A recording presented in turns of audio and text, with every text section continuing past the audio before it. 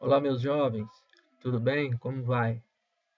Pessoal, vamos lá então iniciar a disciplina de nutrição mineral de plantas, né?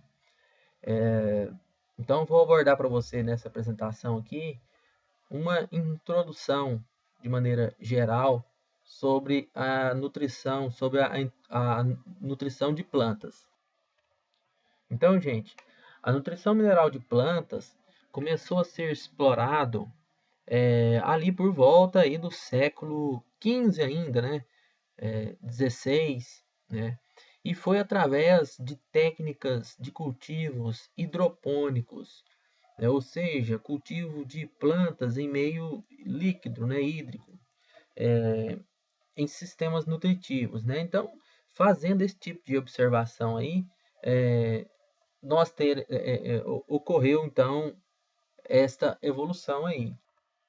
Então, isso, por volta dessa época, Wunderwald, em 1699, né, está escrito aí, é, realizou aí os primeiros experimentos em meio líquido, né, que é cultivo hidropônico. E isto fez alavancar de maneira assim muito expressiva o que se diz respeito à nutrição das plantas, como identificar, né, elementos minerais no, na composição das plantas. Então, por quê? Porque no meio hídrico, né, no meio líquido, é possível isolar determinados nutrientes ou incrementar determinados elementos, né? E dessa forma ajudou muito a iniciar as pesquisas com a nutrição, tá? Então aí, ó, no século XIX, então foram realizadas intensas pesquisas envolvendo soluções nutritivas. Isso, né, 100, 200 anos depois, né, essa intensa pesquisa foi desenvolvida e o que possibilitou então a abertura desse campo tão grande de estudo. Então, uma das principais pesquisas que iniciou aí foi Lienberg, ou Justus von Lienberg, né, um pesquisador alemão, aí por volta de 1840 até 1855, aí onde intensificou esse estudo. Ele foi então aí o desbravador desse estudo, conhecendo a composição das plantas, né? E começou a observar, né, a presença de nitrogênio, de fósforo, potássio, né, e os elementos, os nutrientes principais e também os nutrientes estruturais, né, como aqui o carbono, hidrogênio e oxigênio. Esses elementos carbono, hidrogênio e oxigênio não são minerais, não são tidos como nutrientes essenciais, eles são nutrientes estruturais, vindo da água, vindo da atmosfera, tá? Cuidado com isso. Então, Lindbergh foi quem mostrou, colocou para nós a lei do mínimo, né? Onde a lei do mínimo é o nutriente em menor quantidade disponível que determina então o crescimento ou rendimento de uma cultura, o crescimento ou rendimento de uma planta, tá? Então, foi Limberg que mostrou isso. E o que ele quer dizer é o seguinte: a partir do momento que você corrige a deficiência de um determinado nutriente, que é o que está limitando aqui onde está a cinta preta, logo abaixo do cálcio e do fósforo, é esse nutriente que está em menor quantidade aqui, porque ele representa uma barra dessa, esse nutriente em menor quantidade é o que limita o crescimento da planta, né? A partir do momento que nós, nutricionistas minerais das plantas, fornecer a quantidade de nutriente que está faltando e equivaler a cálcio e fósforo, ou ficar uma quantidade maior que cálcio e fósforo, será então depois o cálcio e fósforo que passará a ser limitante, né? Eu acho que o fósforo está um pouquinho mais baixo do que o cálcio, né? Então, depois que eu corrigi o fósforo, esse que está vazando aqui, o próximo ser limitante é o cálcio. Depois que eu corrigir o cálcio, o fósforo e o que está causando vazamento aqui, o próximo, então, a causar deficiência será a falta de água, né? Então, é nesse sentido que ele quis dizer. Então, evoluindo um pouco mais, né, no final aí do século XVII, 1865, Knope publicou aí disponibilizou uma publicação e propôs uma formulação de uma solução nutritiva simples, né, que contenha os principais nutrientes ou que satisfazeria aquelas plantas. Hoje em dia, né, eu falo hoje em dia, assim, já no século XX, né, para o final do século XX, nós temos publicações consagradas aí e muito importantes para nós, né, como Furlane, como Epstein, né, que são publicações da nutrição mineral de plantas, onde lá contém então formulações específicas e muito mais precisas para a nutrição das plantas em meio hidropônico, por exemplo. Eu digo em meio hidropônico porque é uma situação em que nós consigamos manipular toda a solução nutritiva. Ou seja, é diferente do solo em que nós temos a condição em que se mesmo eu colocando algum nutriente ou outra, ou então ou um caso em que eu digo que no solo não tenha nutriente, um determinado nutriente, ou que o nível desse nutriente esteja baixo, mesmo que ele esteja baixo ou imperceptível, ainda tem no solo. Já na água, não. Na água a gente consegue montar uma solução nutritiva a partir de uma água destilada, por exemplo, né? E ali eu sei da sua composição, eu sei da composição dessa solução nutritiva de maneira bastante precisa. No solo não é possível. Aqui, pessoal, nós temos uma. Eu deixo para você aqui, de maneira bem geral, uma composição das plantas, né? Aqui eu digo assim, que em torno de 90% do protoplasma, né, da constituição de uma célula é água, né? Aí eu estou destacando para você aqui a composição de tecido, de órgãos como raízes, né? Raízes, folhas ou frutos, né? Onde raízes pode ter uma variação entre 70 até por volta ali de 95% de água. Nos ramos, né? Naqueles ramos mais lignificados ou lenhosos, o teor é mais baixo, por volta de 50% de água. Já naqueles mais tenros, né? Mais moles e menos lignificados, quase ali por volta de 95% é água, né? Aqueles ramos herbáceos. Folhas variáveis de 77 a 98% de água. Se você pegar uma folha de alface, 98% daquela folha é água, né? Frutos, né? Se você pegar uma melancia, 98% é água, né? Então, nós temos uma grande composição de água nas plantas e nos frutos. O que sobrou, por exemplo, da melancia, os 2% restantes são cinzas, e nessas cinzas aí que ainda vai conter os minerais, tá? Assim vale para os demais percentuais aí. Então, a quantidade ela é muito baixa, né? Para que você consiga fazer uma biomassa vegetal de uma árvore, não será gasto muitos nutrientes, né? Será gasto um grande volume de solo ou de água, mas de nutriente mesmo não, né?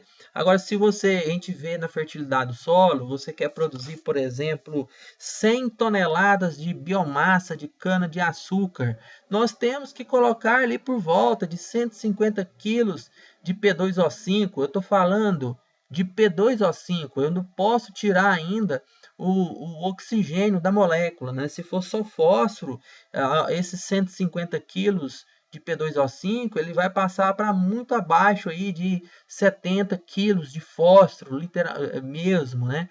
Então, cerca de 50, 70 quilos de fósforo. Isso pessoal, estou falando estou considerando. Se eu considerar, então, a ineficiência da adubação fosfatada no solo, lá na fertilidade do solo, para fósforo, cai mais ainda, né? Vamos considerar em torno de 20%. 150 quilos por hectare de P2O5 é uns 100%, uns 20% de 80%, então, perdido, 20% aproveitado. 20% de 150 quilos daria por volta de 30 quilos de P2O5. Aí, se eu pego somente o fósforo, eu vou reduzir ali para uma quantidade de cerca de 15, 20 quilos de fósforo para produzir, gente, 100 toneladas de cana-de-açúcar. Então, a quantidade de nutrientes acumulados nas plantas é baixa, né? E eu estou falando do nutriente em si mesmo, né? Mas o volume de solo é grande, de água é grande.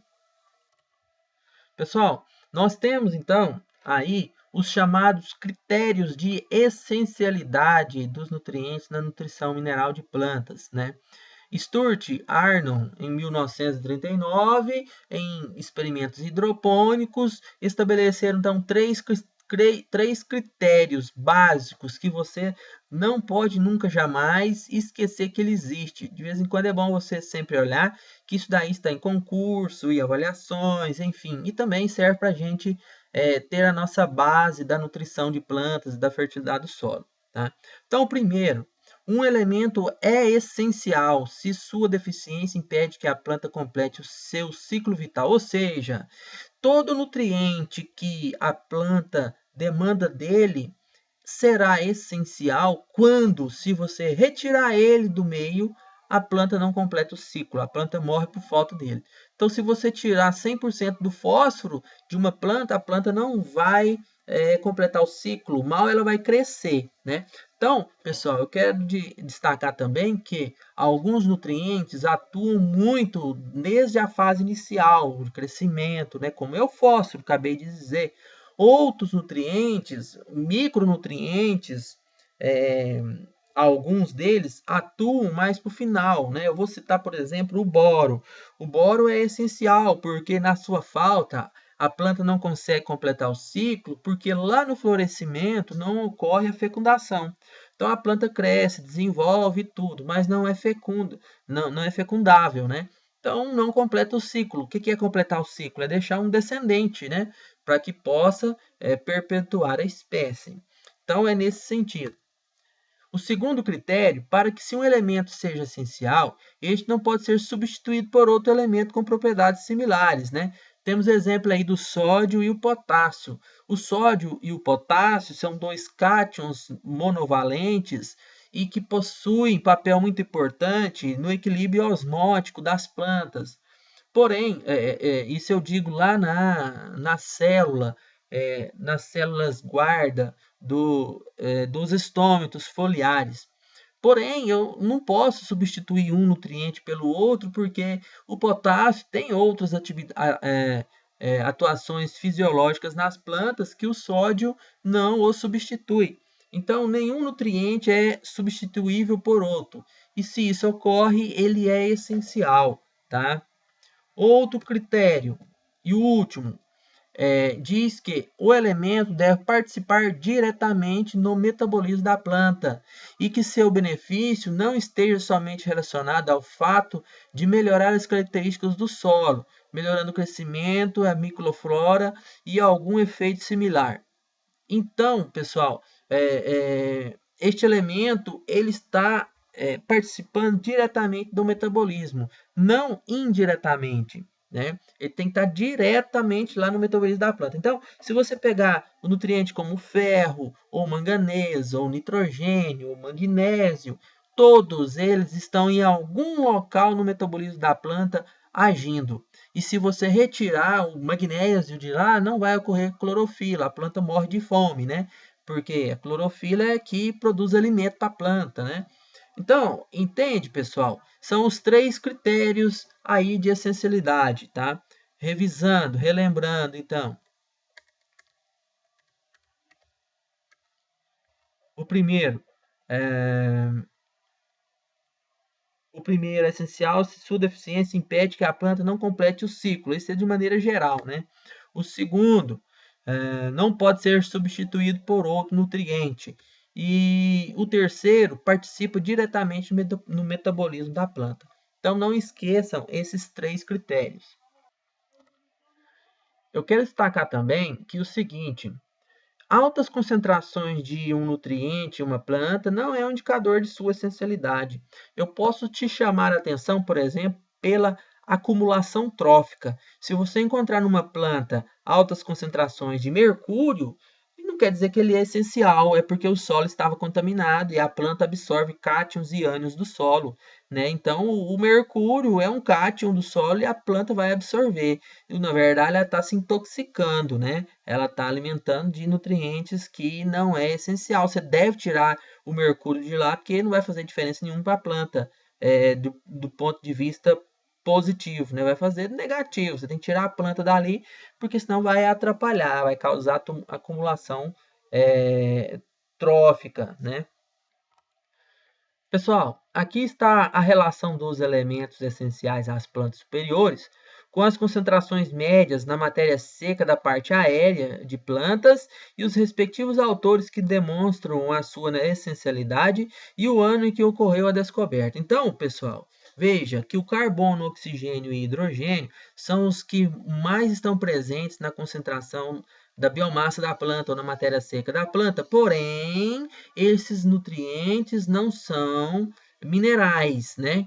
Não são micronutrientes, não são macronutrientes, são nutrientes estruturais. Eles participam da estrutura da planta e eles são extraídos da água e do ar, né? Contendo CO2. Então, vem do CO2 e da água, tá?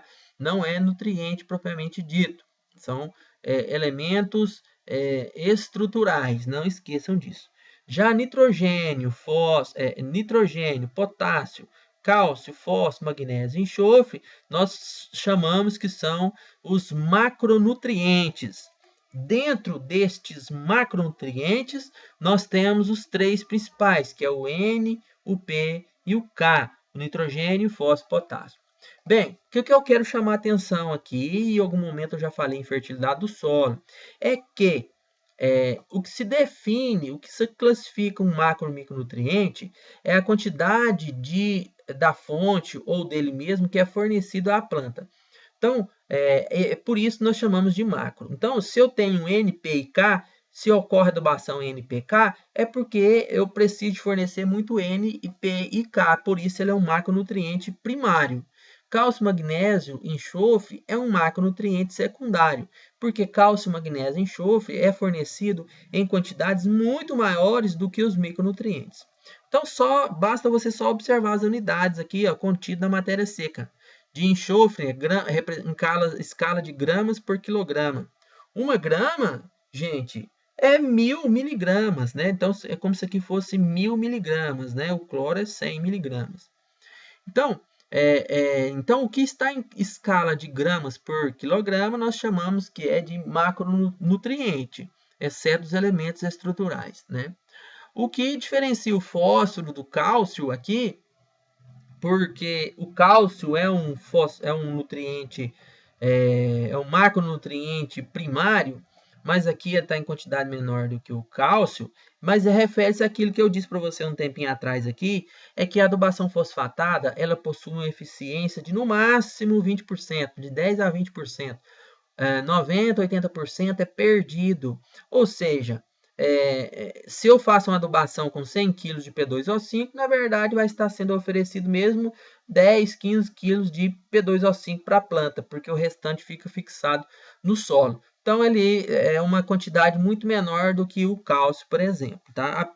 Então, o fósforo ele tem um aproveitamento muito baixo, apesar de que nós colocamos muito no solo. E aí a eficiência do rendimento, né, por conta dessa eficiência tão baixa da adubação fosfatada, é que faz com que nós consideramos ele como o fósforo como um macronutriente, tá? Aqui, eu quero chamar a atenção para essa transparência, onde eu digo que 99,5% da matéria seca é composta, né, pelos macronutrientes NPK, cálcio, magnésio, enxofre e os elementos estruturais, né, na matéria seca. E os micronutrientes, uma quantidade muito baixinha, né, muito baixa e menor do que 1%. Então, por isso que é classificado entre macro e micronutrientes pela quantidade que é exigida pela planta.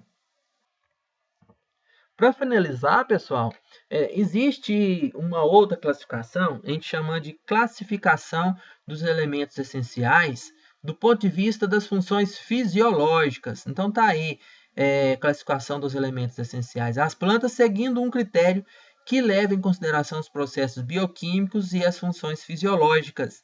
E aí, nesse caso, a classificação ela se altera, né? Veja, os primeiros nutrientes aí, os principais, né, os macronutrientes, quanto à classificação fisiológica, nós destacamos o carbono, o hidrogênio, oxigênio, nitrogênio e enxofre, né? Porque eles formam aminoácidos, né? Para formar proteínas. E a demanda disso daí para fazer aminoácidos e proteínas é muito grande. Então, ó, funções bioquímicas, maior constituinte de compostos orgânicos, elementos essenciais de grupos atômicos que são envolvidos em processos enzimáticos, assimilação por reação de oxirredução. Então, estes elementos aí participam diretamente dessas funções bioquímicas e essas funções bioquímicas são responsáveis por grande parte, mas grande parte mesmo das funções fisiológicas das plantas. Nós temos aqui exemplos de demais classificações, né? Temos aqui o fósforo e o boro, né? Que ó, na forma absorção na forma fosfato e ácido bórico ou borato, absorvido na solução do solo, e as funções bioquímicas são, né, esterificação com grupos alcoólicos, ésteres de fosfatos e assim produção de energia, né? Então, o fósforo ele é muito utilizado para produzir ATP. Não sei se você já viu falar, né, em ATP. Claro que já viu, né? Na fisiologia e na genética, na bioquímica, fala-se muito de ATP, NAD, FAD, e esse NAD, FAD vem então da disponibilidade de fósforo, né? Adenosina trifosfato. Já nós temos o potássio, magnésio, cálcio, manganês e cloro, essas suas funções fisiológicas aí, esses nutrientes estão na forma de íons na solução do solo e as funções bioquímicas, né? Verdade, bioquímicas não específicas, estabelecendo potencial osmótico, né? Por são íons salinos, né? Reações mais específicas no qual o íon proporciona um melhor arranjo em enzimas proteicas, o que ativa várias enzimas aí para poder maximizar e produzir energia. Balanceamento iônico e controla a permeabilidade da membrana plasmática, né? Entrada e saída de nutrientes e água. Vai ter um encontro que a gente vai falar somente de absorção de nutrientes e membrana plasmática. E nós temos um outro grupo, um quarto grupo aí, que teria umas funções bioquímicas bem menos representativas, que é o caso do ferro, cobre, o zinco e molibdênio. Está disponível na forma de íons ou quelatos na solução do solo. Lembra lá na fertilidade do solo que a gente fala de quelatos, né, que são estruturas orgânicas ou sintéticas que protegem esses micronutrientes de intempéries que poderiam precipitá-los, né, ou absorvê-los, protege e disponibiliza esses micronutrientes no momento correto para absorção pelas plantas. E as funções bioquímicas deles aí, né, algumas, ó, presente predominantemente em formas quelatadas, incorporadas em grupos prostéticos, né, de proteínas. Habilita o transporte de elétrons através da mudança de valência.